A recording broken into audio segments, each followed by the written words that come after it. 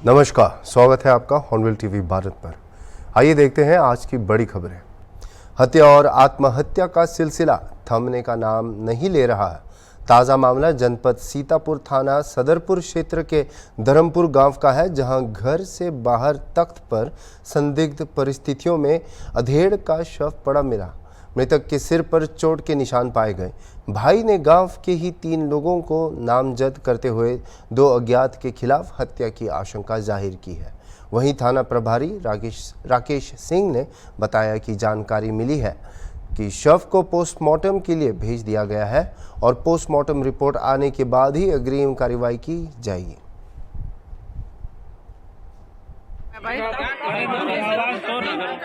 क्या नाम है? दिनेश। थाना कौन सा है? सदरपुर। अच्छा, ये पूरी जो घटना है, इस पूरी घटना को बताइए आप। पूरी घटना का जब हम सुबह यानी जागन है, हाँ, तो हमने तखत पर लेटे देखे नहीं इनका। और गुड़िया के साथ में है, राहत रहा गुड़िया के साथ में लेके गए देश रात गुड़िया थोड़ा 1 साल। हाँ, वही हुआ भाई। कल हमसे मुलाकात जब भाई सब कुछ जान लो साहब। और देश राजा है पहुड़ार के, हम लोगों ने बताई ना है। वैसे कोई बात होता है तो फोन से न बताओ तो क्या दिया दारू पीने। सारी जानकारी देश राज के यहाँ है। हाँ, न एक्सीडेंट हुआ है न कुछ हुआ है। जानकारी कब लिया आपने? जानकारी में सुबह भाई 6 बजे जान मिला है सुबह। आपका? अच्छा, गांव यही है आपका, धर्मपुर? अरे भैया हम हाँ घर है। अच्छा, क्या समस्या है, पूरी बात बताइए। तो समस्या भैया ये आए हैं जब कौन आया है? ये है इनका नाम देशराज। हाँ, देशराज। जब ये आए हैं तभी जब देखे नहीं है तब ये गोड़ हाथ सुधारी सब सीध की नहीं, तब इनके न गोड़ छोले न हाथ छोले न कुछ नहीं करा। बढ़िया निकी तना से नहीं रहा। अब ये आए तो पर रहे हैं ये तना से नहीं, अब ये पर रहे हैं। अच्छा, तो आप लोग कहना क्या चाहते हो? अब भैया घर वाले हमारे सबको इकट्ठा करें, पूछे उनसे बताओ ये कहना क्या चाहते हो? थाना कौन सा है? सदरपुर।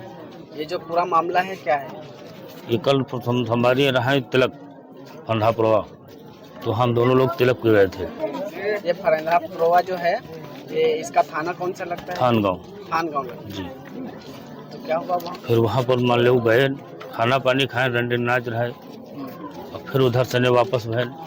अब 11 बजा 12 बजे नाइट टाइम मोबाइल नहीं रहे कल हमारे पास, तो उधर से हाँ उधर से हम वापस आ रहे ना रफ्ता के उस पार, इधर से 4 पहिया जा रही थी। बस यूँ अत्ता दिखाने के 4 पहिया जा रही, कत्ती डलर काब हुआ, हम बस गिरे न बेहोश हो गए। होश से जब हम उठन है तब ये उठा बैठ रहा है, तब हाँ तो हम कहन हमार गोड़ टूटेगा। हाथरस मामले के एक नए घटनाक्रम में एक सीसीटीवी फुटेज सामने आया है, जिसमें बाबा साकार हरि के भागने को दिखाया गया है। चलो देखते हैं इस वीडियो। गाड़ियां गई और उसके बाद अब ये काली गाड़ी और ये सफेद गाड़ी जो जाएगी, इसी में तथाकथित भोले बाबा, ये व्हाइट कलर की गाड़ी में, हाँ ये इसमें ये जो 2 सफेद रंग की गाड़ियां गई हैं, यही वो पूरा काफिला था और इसी गाड़ी में बाबा सवार है।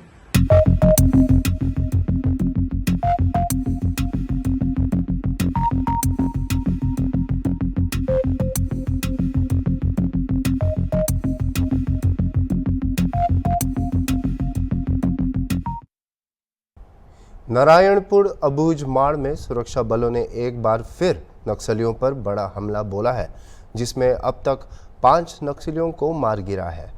अबूझमाड़ में महाराष्ट्र के सीमावर्ती इलाके में नक्सलियों की उपस्थिति की सूचना पर 5 जिलों की संयुक्त टीम ऑपरेशन पर निकली थी।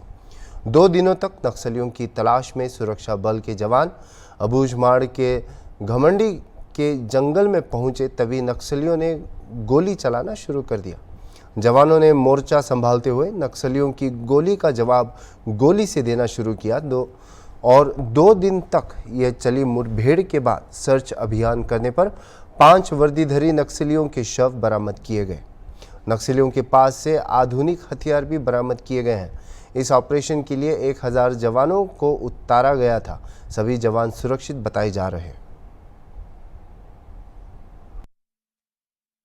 नारायणपुर में जो मुठभेड़ हुई है उसका क्या है? प्रतिबंधित एवं सीपीएम संगठन के खिलाफ प्रभावी रूप से कार्रवाई करने के उद्देश्य से बस्तर संभाग के अंतर्गत विगत दिनों से काफ़ी अभियान संचालित की जा रही थी।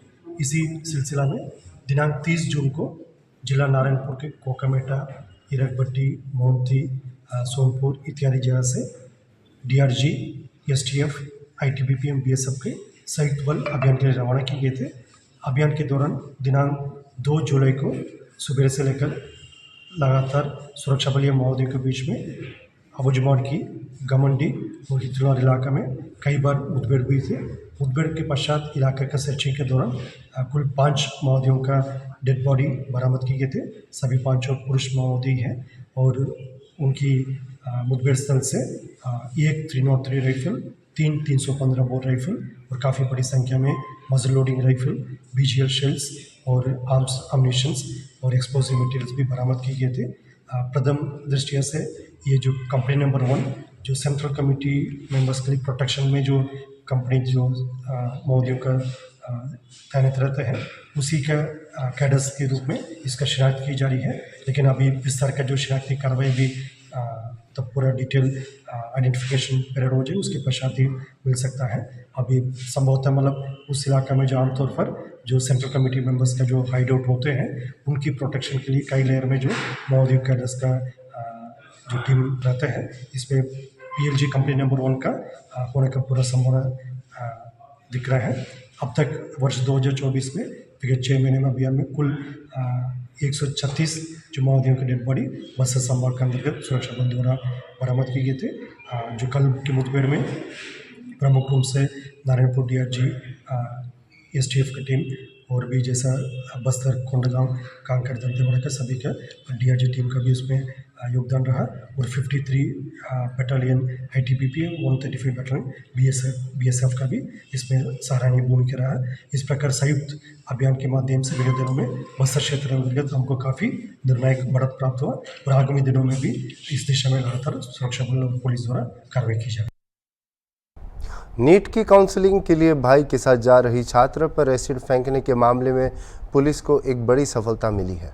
DCP पश्चिम दुर्गेश कुमार की क्राइम टीम और SHO चौक की गुलाला घाट पर वांछित अभियुक्त से मुठभेड़ हुई।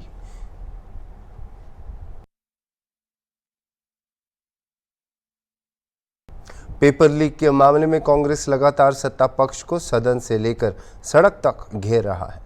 आज भी उत्तर प्रदेश कांग्रेस के कार्यकर्ताओं ने नीट मामले को लेकर विरोध प्रदर्शन किया और शिक्षा मंत्री धर्मेंद्र प्रधान के इस्तीफा की मांग की।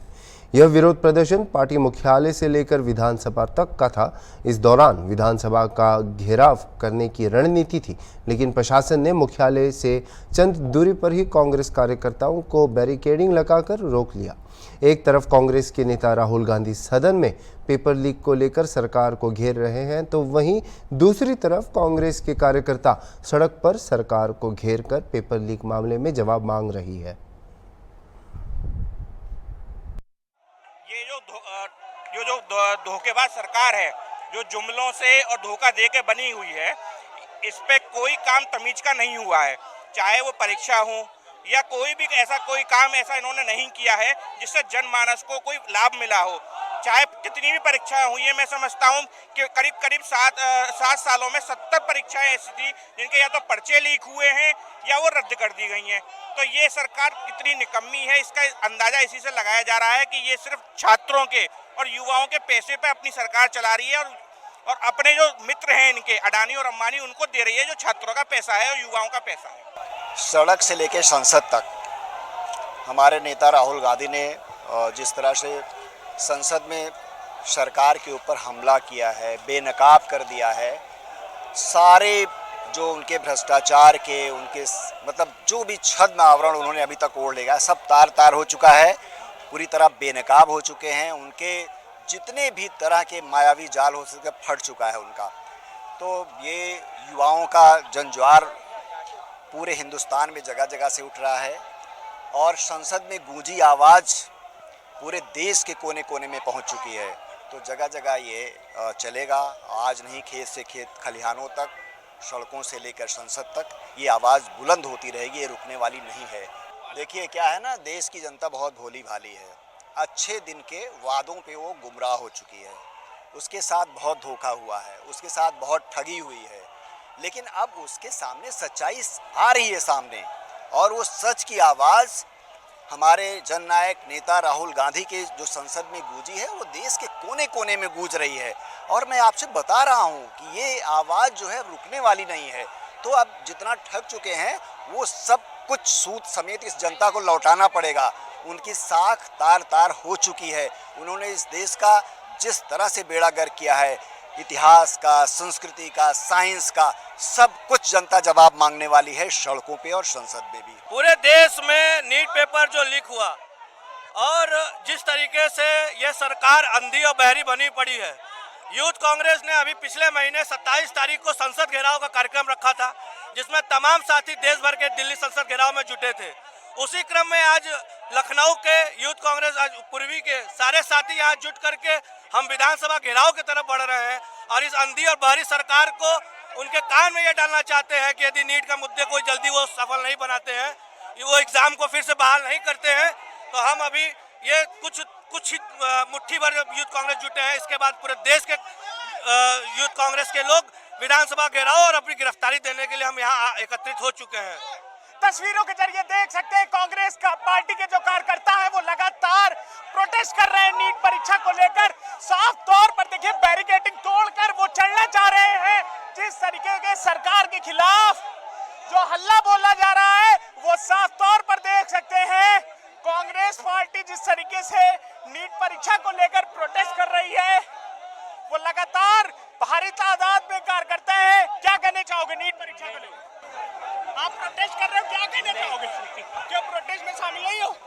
क्या कहना चाहोगे भाई? विद्यार्थियों के साथ जो भी सरकार ने प्री प्लान जो विद्यार्थियों के साथ अन्याय किया है, हम उसके खिलाफ आज खड़े हैं। हम तमाम विद्यार्थी, अगर सरकार हमारी बात नहीं मानी तो हम इस प्रोटेस्ट को पूरे ओवर इंडिया में करेंगे और सरकार से हम मांग करते हैं कि सरकार हमारी बात को सुने और हमारे साथ हो रहे अन्याय को हम रिवाइज करें और एनटीए के अध्यक्ष के खिलाफ कमेटी गठित हो। साफ तौर पर देखिए ये लगातार जिस तरीके से यहाँ कार्यकर्ता है वो लगातार अपनी मांगों को यहाँ पर उठा रहे कि जो नीट परीक्षा है उस पर धर्मेंद्र प्रधान को इस्तीफा देना चाहिए और लोगों से बात करना चाहिए। क्या कहना चाहिए? नीट प्रोटेस्ट में आए, नीट प्रोटेस्ट में नरेंद्र मोदी और योगी को तो इस्तीफा देना चाहिए। युवक इतने मेहनत से तैयारी कर रहे हैं, उनका पेपर लीक कर दिया जा रहा है बार बार।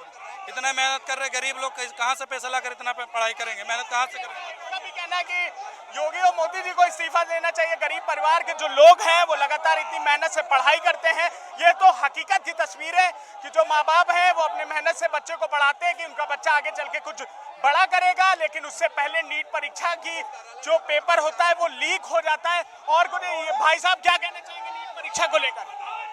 नीट परीक्षा एक बहुत बड़ा धांधली है देश की, ये भी एक भ्रष्टाचार है।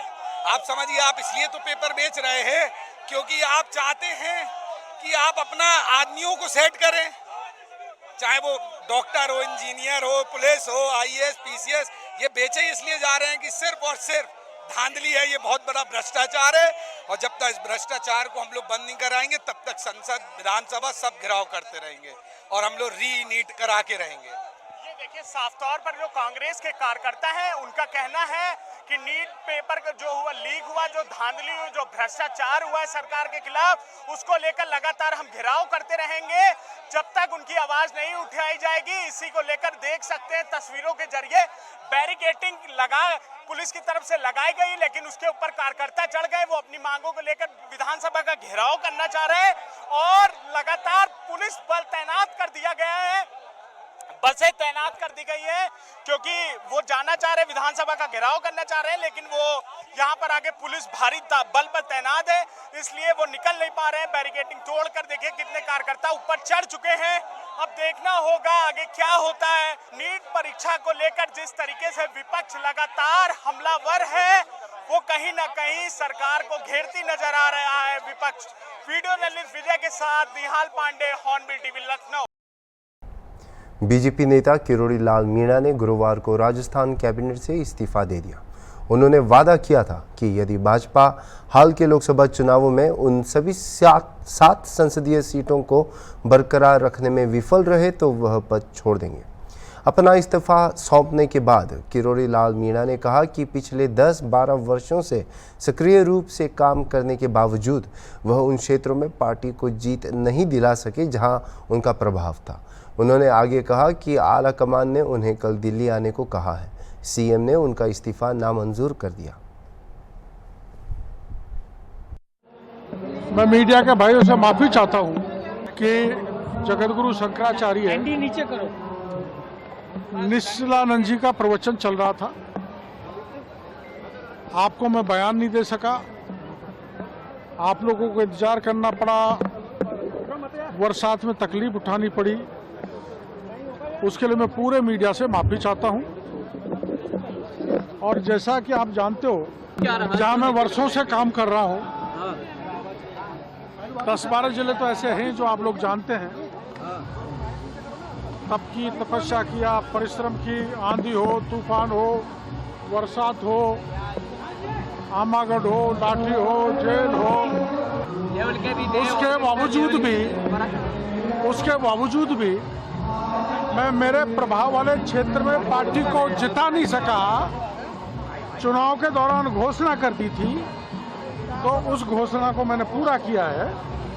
माननीय मुख्यमंत्री जी की जानकारी में 20 दिन पहले दे दिया था, आज मैंने घोषणा कर दी, बस इतना ही है। आला कमान ने मेरे को जयपुर बुलाया, दिल्ली बुलाया, कल मैं जाऊंगा, उनको संतुष्ट करूंगा कि मैं नाकामयाब रहा, पार्टी को जिता नहीं सका, और मैंने वचन दिया था कि अगर पार्टी नहीं जीती तो मैं मंत्री पद से इस्तीफा दे दूंगा। मेरी नैतिक जिम्मेदारी बनती थी, जब मेरी पार्टी नहीं जीती तो मैं वहां से इस्तीफा दे दूं। मैंने मुख्यमंत्री जी से मिलकर भी आग्रह किया, लेकिन उन्होंने मना कर दिया, और उन्होंने पूरी तरह से इस्तीफा ठुकरा दिया था। पर चूंकि मैंने वादा किया था, मैंने घोषणा की थी, जनता में मेरी क्रेडिबिलिटी बनी रहे, साख बनी रहे, इसलिए मैंने आखिर में इस्तीफा दे ही दिया। वो नाराजगी होती तो मैं तुरंत शपथ ग्रहण के बाद मेरा इस्तीफा दे देता। न मेरा मुख्यमंत्री जी से कोई शिकायत है, न संगठन से कोई शिकायत है, न कोई अपेक्षा है, न कोई पदलोलुपता है। पद के कारण नहीं दिया, मैं ईमानदारी से कह रहा हूं कि मैं मेरी पार्टी को नहीं जिता सका। मेरी विफलता, और उस विफलता के कारण मैंने जो बयान दिया उस पर मैं अडिग हूं, इसलिए मैंने इस्तीफा दिया। तो आप मुख्यमंत्री जी से पूछे, मुख्यमंत्री जी से पूछे। मैंने तो 1.5 महीने से सरकारी सुविधा छोड़ दी, गाड़ी बंगले सब कुछ छोड़ दिया। कुछ फाइल जरूर आई थी, जो जरूरी थी उनको निकाला था जनहित की। उत्तराखंड में मौजूदा बीजेपी सरकार के 3 साल पूरे होने पर उत्तराखंड के सीएम पुष्कर सिंह धामी ने गुरुवार को देवभूमि उत्तराखंड के लोगों को धन्यवाद दिया और कहा कि किसानों की आय दोगुनी करने के पीएम मोदी के संकल्प और लक्ष्य पर राज्य सरकार काम कर रही है।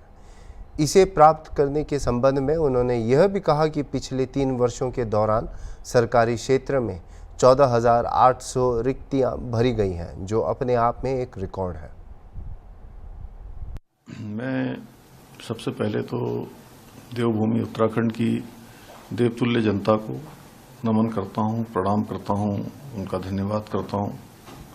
साथ ही हमारे देश के यशस्वी प्रधानमंत्री आदरणीय नरेंद्र मोदी जी का, जिनके मार्गदर्शन में मुझे काम करने का अवसर प्राप्त हुआ, और उत्तराखंड के अंदर इन 3 वर्षों के कालखंड में अनेक ऐतिहासिक निर्णय लिए गए, अनेक विकास के रास्तों पर आगे बढ़ा गया है, अनेक योजनाएं शुरू की गई हैं, बहुत सारी नीतियां बनाई गई हैं, और बहुत सारे चुनौतीपूर्ण समय पर देवभूमि उत्तराखंड की जनता और माननीय प्रधानमंत्री जी के आशीर्वाद से उन पर काम किया गया है। उन चुनौतियों का सामना करके उनका समाधान निकाला गया है।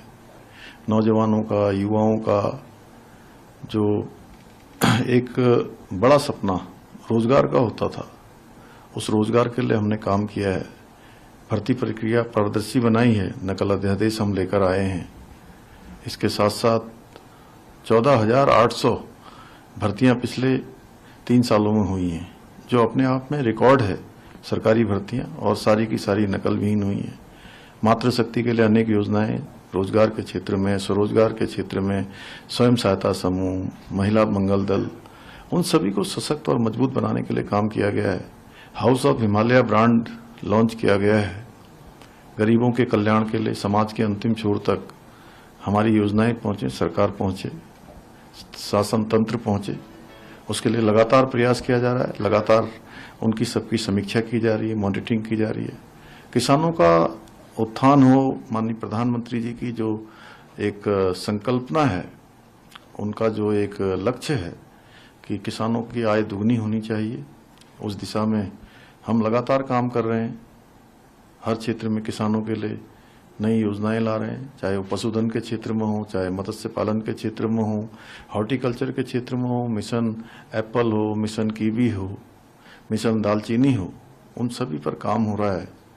हमारा प्रयास है कि हमारे प्रधानमंत्री जी का जो उनके कथन है, उनके मुंह से निकले हुए शब्द हैं कि ये 21वीं सदी का तीसरा दशक उत्तराखंड का दशक होगा, उस दशक को बनाने के लिए हम लगातार प्रयास कर रहे हैं। जितनी हमारे अंदर सामर्थ्य है, जितनी हमारी शक्ति है, जो भी हमारी क्षमता है, उस क्षमता के अनुरूप एक पल रुके बिना, एक क्षण रुके बिना उत्तराखंड हिंदुस्तान का श्रेष्ठ राज्य बने और 21वीं सदी प्रधानमंत्री जी के कथनों के अनुसार 21वीं सदी उत्तराखंड की सदी होगी। ये दशक उत्तराखंड का दशक होगा, उसके लिए हम काम कर रहे हैं। उत्तराखंड की देवतुल्य जनता का मैं बार बार आभार व्यक्त करना चाहता हूं कि राज्य की स्थापना के बाद पहली बार उत्तराखंड की जनता ने यहां पर किसी भी राजनीतिक दल को दूसरी बार लगातार सरकार में आने का अवसर प्रदान किया, सेवा करने का अवसर प्रदान किया। इस बार लोकसभा के चुनाव में भी 5 सीटें उत्तराखंड की जिताकर माननीय प्रधानमंत्री मोदी जी को प्रधानमंत्री बनाने में अपना योगदान दिया। निश्चित रूप से जो यहाँ की जनता की आशा है, उनकी अपेक्षा है, जो यहाँ की ज़रूरतें हैं, जो यहाँ की चुनौतियाँ हैं, उन सब पर हम काम करेंगे और मुझे पूरा भरोसा है कि आने वाले समय में सबके आशीर्वाद से उत्तराखंड हिंदुस्तान का एक मॉडल राज्य बनेगा। अभी के लिए इतना ही, और खबरों के लिए देखते रहिए हॉर्नबिल टीवी।